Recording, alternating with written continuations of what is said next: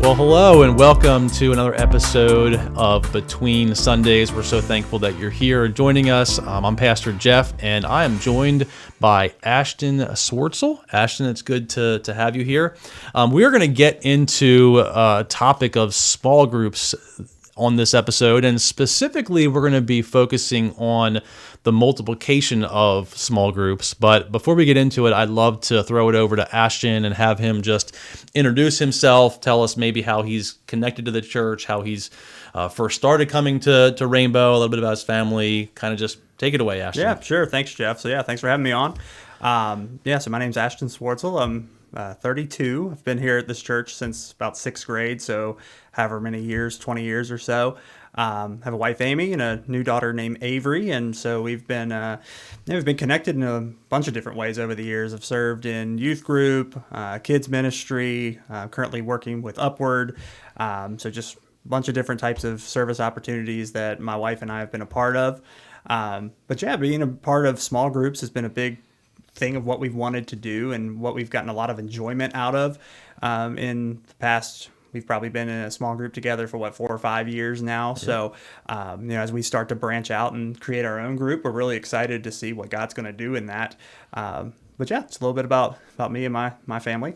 Awesome. Thank you. So as we kind of get engaged in the conversation, just talk a little bit about just your history. You just mentioned, you've been part of our group for a little while, and I guess maybe just share a little bit about what that experience has been like. And I'm sure there's people that are listening that have never been kind of a part of a small group like ours has been. And so just maybe share a little bit about some of the things that you've enjoyed, some of the things that, I don't know, maybe surprised you or like delighted you. Yeah, sure.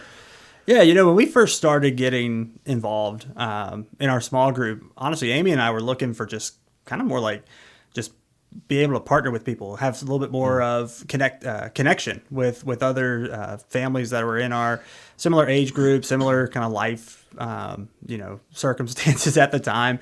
But when we really first got involved, we really that's what we were looking for, is we were just trying to get connected with people. Mm-hmm. And then over time, we started to find that became more and more of, well, actually, these are people that can help invest in us and encourage us and pray for us, and that we then started to be able to do the same thing for other people. So that was probably the biggest involvement there. And what we've been most encouraged by is just as we've gone through life events, good and bad, we've had this group of people that have been there to come alongside us and pray for us and help encourage us through those times, or rejoice with us when good things happen. So I would say just initially, maybe it was a little bit of selfishness of trying to find like, hey, we just wanted to get connected with people and have some people to hang out with. And then over time, that turned into this thing that became much more of, a pillar of our life, and what we enjoyed being with these people. And we,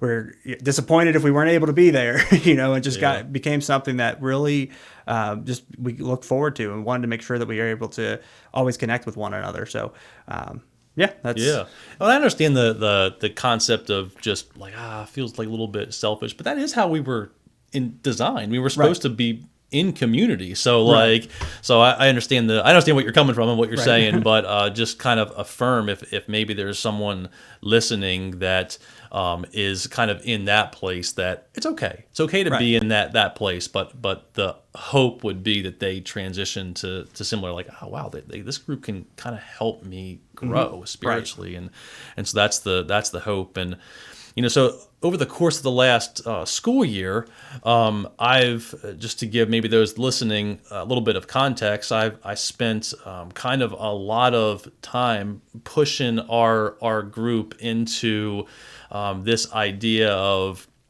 hey, I think it would be good if we can raise up another leader, so we can birth another group out of this group, because we've kind of hit the capacity of our group, and that capacity limit is different for every group, and we were just at the capacity for ours. And so as I just relentlessly told our group, we need someone to lead, I guess maybe what are the things that kind of popped into your head, or what's God been doing in your heart to be like, feel like maybe I could take a group and I could lead a group. Sure. Yeah, that was something we started talking probably maybe over a year ago, actually. Definitely this past school year, we've been really focused on it. You know, leadership for me has been something that always comes quite naturally to me. And in my job, I'm a leader. Obviously, as I mentioned before, there's plenty of things that I've done here at the church in somewhat of a leadership role. And even back in like my college days, I was part of student leadership at Liberty University. So it's something that's like kind of always been a part of what I do. But when we started talking about, okay, well, we need to maybe have another leader, maybe split our group up so that we can continue to grow. I think it was something for my wife and I that at first we were like, oh yeah, we could do it. But then we had a lot of those things about, okay, well then what about this? What about that? What about this? And so maybe a little bit of fighting that of, sure, maybe I feel like I could lead the group. Sure, I enjoy teaching. I can facilitate conversation, but then it started to get into some of those things of, okay, well, what about the logistics of it all? Is that something that we're prepared to do? Is that something that we want to do? Yeah. But I think where, God was kind of coming to both of us is we had this piece about like, you know what, if it's, if not us, who, right? and it's not to say that, we're special or anything like that, but it was just, we knew that there's opportunity. There's other families that can benefit from the same things that we had. And if we kind of continued with what we were doing, yeah, that was great for all of us in our small group and our connection that we had. Mm-hmm. But are there other families that are not getting that? Or they get kind of on the outside and they're just waiting for someone to be, like, hey, we have a group for you. Let's pull you in. So the more that we thought about that, we just said, you know what, let's say yes, and we're gonna let God do what he does. The pieces will fall into play as they need to. But that was probably our biggest thing was we felt like we could do it, and we just kind of had to trust that God's gonna take care of all the other details that we're worried about or concerned about. Yeah, I'm wondering if there's like any of those things that kind of pop into your mind as like a this specific challenge, like something that's specific, that as I'm thinking about starting this group, even now, like, because you're still even on the precipice of starting this group. So what is maybe something specific that like we could have someone listening that's like, I think I want to start a group, but I'm concerned about this. I'm concerned about this. Mm-hmm. And like, I'm wondering if you can identify any specific challenge and then maybe how you're overcoming that. Sure. I think probably there's a little bit of that comparison of, well, this is how we've been doing our group for years. So there's like that norm of, okay, here's how we do. We come in, we're gonna go to Jeff and Kendra's house. We're gonna have some dinner. We're gonna, kids are gonna go somewhere. Mm-hmm. We're gonna stay in the living room. We're gonna do our small group thing or whatever lesson we're doing. So I think a true challenge there was just like, okay, well, how are we gonna replicate that? How are we going to take at our house that and how our house is laid out, and where are the kids going to go? Where are we going to do these sort of things? And then it just, Amy and I really then started to think about this, and it's like, well, why does that? Why are we worried so much about that? Let's just talk about it with the people that we start to invite and say, hey, here's, we want to have a group. Here's where our house is laid out. This is how it is. Yeah. And so I think we had to really get around that. Just, we don't need to copy and paste what we have been doing. Mm-hmm. We need to work with what we have. Yeah. And also, just because we think that there might be an issue, that doesn't mean that it actually is an issue. It doesn't mean that other people would see, oh, your house is too small. It's like, no, like that's not how that works at all. Yeah. Yeah, I think that's probably our biggest hurdle was, well, how are we going to replicate what we have? Yeah. And what we were able to then realize was we don't need to replicate what we have. We need to step out and create this group, and then God's going to turn it into a new group, and that is going to look different. Yeah. But that's part of it too. Yeah, so that's such a great point about like, just leaning into the fact that you're different and unique, and you're going to lead in your style, and so you don't need to necessarily fit into any mold that that you would have done in the past. Like this is just going to be brand new going forward, and we're going to learn together and figure it out together, and laugh and have a good time, and you know, and so I think that's really great. And so why do you think, just in general, like from a big picture perspective, it could have been, we didn't have to, I like using the term multiply. You know, I feel like when we use the term split, like I don't like the idea like splitting our group, because that can indicate division, and there was certainly none of that. So multiply is much more apt of a term to use to describe what's happened, because it's us just expanding. But why do you think that that's important from like a big picture? Why do you think it's important for groups to multiply instead of just, hey, we're just going to keep going. We're just going to keep going week after week, year after year? Yeah, I think probably the biggest piece is that as we look, just thinking Sunday to Sunday when you're in here, and you're seeing new faces all the time. We have visitors that are coming. More people are joining the church. People that are in the church get to different stages in life where they might want to take on or join new things. And so I think the biggest reason for the multiplication there, again, it's our group has done great things for our family, and we've enjoyed doing that. And it's biggest piece of that is by multiplying, we're able then to add more people to experience those same benefits and be able to get to partner in community with one another. And so, yeah, we could have just continued doing the same thing that we've always done. And I think that would have been good. And our families, all of the families that are in our group represented are going to continue to enjoy that and be blessed by that.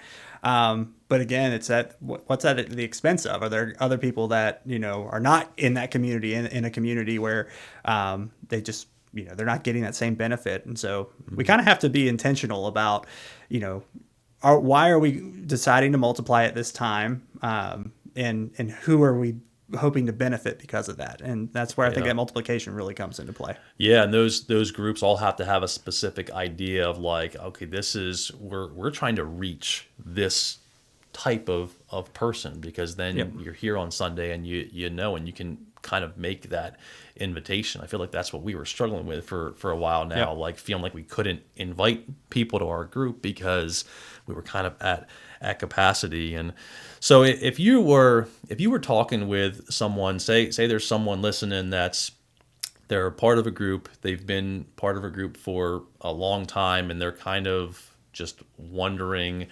I kind of have thought about this in the past, but I'm wondering if I have the capacity or ability to lead a group. Maybe what are some of the things that you would, or how would you encourage someone that's maybe thinking about that or has been hesitant to take that step? Yeah, I think part of it is there's definitely going to be a little bit of a faith element, trusting in God. If you have that, if you're feeling a little bit of that calling, pray about it. See if that's something that's like, okay, is this something I'm thinking about? Is this something that God's maybe drawing me toward? I think the other piece too of it is, as I mentioned a little bit before, is, we don't have to be, we kind of have maybe we have a perspective of what our small group looks like, or maybe you're in a small group and you're like, okay, well, my leader does it this way. And so then you start to compare and say, okay, well, then am I prepared to do what my leader is doing? And that's just, that doesn't have to be that way.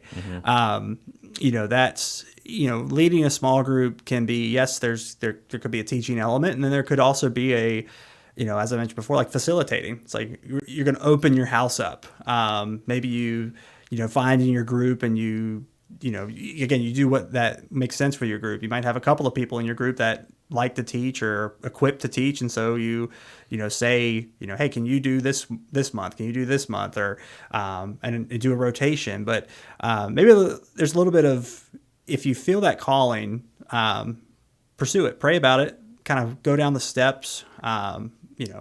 If anyone's listening, they obviously see me at church, come talk to me about, hey, what are the thought processes that you had? But maybe, again, just kind of be a little creative about it. I think as I was kind of, something that my wife and I talked about I don't remember the exact cliche, but it's something along the lines of like perfection is the enemy of good. And so if there is a little bit of it where if it's like, okay, I need to have all of my things in place. I need to have everything needs to be tied out and ready to go before I step into this role. And I think there's a little bit of a reality of if you're always waiting for everything to fall into place, you're going to always be waiting. You're just going to continue to wait because it's never going to get there. So again, it does take a little bit of that faith to say, okay, you know what, God, I think this is what you're calling me to do. Let me see. Let's step out and see what you're going to do. Yeah. And part of the reason why we like having moments like this where we can, bring you on and have you talk about what it is you've done and what you're planning to do is that it kind of gives people a person like, oh, here's someone that's, this person they have just a regular job. They're not on church staff and like they have someone that they can go to that can have some experience like, hey, we've taken a step to kind of lead out in this group. And so that's a big part of why we're even having this conversation. And so I definitely encourage those that are listening that are interested in what that process looks like. Grab coffee with Ashton. I'm sure he'd be happy to kind of fill you in on what that process has been like a little bit more than we'd be able to go into here. So looking forward now, I'm curious about your group because there may be some people listening that aren't necessarily interested in leading and multiplying their small group, but they're like, I kind of just need a small group of people that I can just do life with, study scripture with, have some prayer accountability with, and just have fellowship. And so I'm curious if you guys, and it's okay if you haven't, but yet have you established any like idea of like maybe who would be a good fit in your group if someone's listening and like, hey, that sounds like me. That sounds like us. Maybe we should just give this a try. Have you figured out a profile maybe of the people you're looking for? It's interesting. I find that so what was really helpful and encouraging for us was when we started our group, we were in our mid-20s, or started in your group, I should say. We were in our mid-20s. We were married. We didn't have kids yet, so we kind of got to see how everyone kind of went through those stages of having kids and going through some different things. And so that was very encouraging for us because then when it was our turn, we had a little bit of an idea of what to expect, but then we also had people who had been through what we were going through that could, come alongside us and help kind of guide us through those things. That's just from like the, with our birth of our first child, but also just from a spiritual perspective of having, you being a little bit, farther along than I am, and being able to, ask you some questions about like, well, how did you handle this? How did you, do that? So I find that for our, again, I don't know profile necessarily, but people who are just starting out in their families. Again, we just now have a young newborn as well. So like we're going to be kind of learning along, active learning there. But Amy and I've been married for going on 10 years now. So those are maybe younger in their marriage. Love to be able to partner on with people and kind of help them through those life stages. But one thing I thought was very unique about our current group is that our collection of families might not, if you just kind of pick people out, may not have been like, oh, I wouldn't necessarily have seen those two families coming together. And so we don't want to necessarily limit what God is going to have either, so we're not necessarily being like, oh, well, if you're in this certain life stage, like, you might not be the right fit for us. It's we want to, bring people on because, God can do great things with anybody. But, again, kind of thinking through like what our thought is people that are just getting started out. So if you're listening to this and you're maybe just recently married or been married for a couple of years, or even if you have more kids than we do, you can come on board and help us out with encouraging new families as well. But I think we've learned some things in our almost 10 years of marriage and now couple months of parenthood that we just want to help encourage people that are going through that for the first time or just in that life stage. And we've had just to maybe even add some more context to that, we've got a little bit of some families from our current group are following you and Amy and participating with you guys, and some are staying in our group, and so there's an opportunity for kind of both of us to add people. And like you're saying, over the course of the time that we've had our group together, we've had we've had just a variety of, some people have been invited personally by either me or another member of our group, but we've also had a few that just signed up. They just contacted me out of the blue, and so no one needs to wait for a personal invitation. We try and do what we can to, God put someone on our heart, and we'll reach out to those people and invite them to our group. But we also want others to feel like they can take the initiative and step forward and do that. And so as we end, I'd love to just get the details so that people can know this is when we meet. This is our schedule time, location. If you want to just let's close out by giving some actual details. Sure. So our group is going to be on the first and the third Thursdays of each month. Tentatively, we're thinking about when the months that have a fifth Thursday, having some form of either a fellowship gathering or a service gathering, something like that. So we're also kind of keeping that like almost every other Thursday, but definitely first and third Thursdays of the month. Picking up back when school starts off. It will primarily be at our house. So I won't kind of share our address, but so if you're interested, come find me or shoot me a message. We'll get you the details. But and probably as well, if others within the group are interested in opening up their house on a given week, if need be, we've done that in our group, and that's been helpful. But yeah, our house, starting this school year, first and third Thursdays, and kind of maybe prepping for fifth Thursdays as well in some capacity. All right. Well, we're excited. There are lots of options for groups, and we want to just give you some rationale for, why we multiplied our group, and that there are options for you, then maybe you realize that you can get plugged into a group. And so you're welcome to join Ashton's. You're welcome to join mine. We're going to be meeting on Mondays, but there's also so many other ways that you can get plugged in, and we challenge you to be involved in a community. This is the very thing we talk about between Sundays, and this is the very thing that happens between Sundays when you're actually able to do life with one another. And so we thank you for tuning in to this episode. Thank you, Ashton, for joining us, and appreciate you and your wife stepping out in faith and leading. And so we appreciate that, and we will see you next time.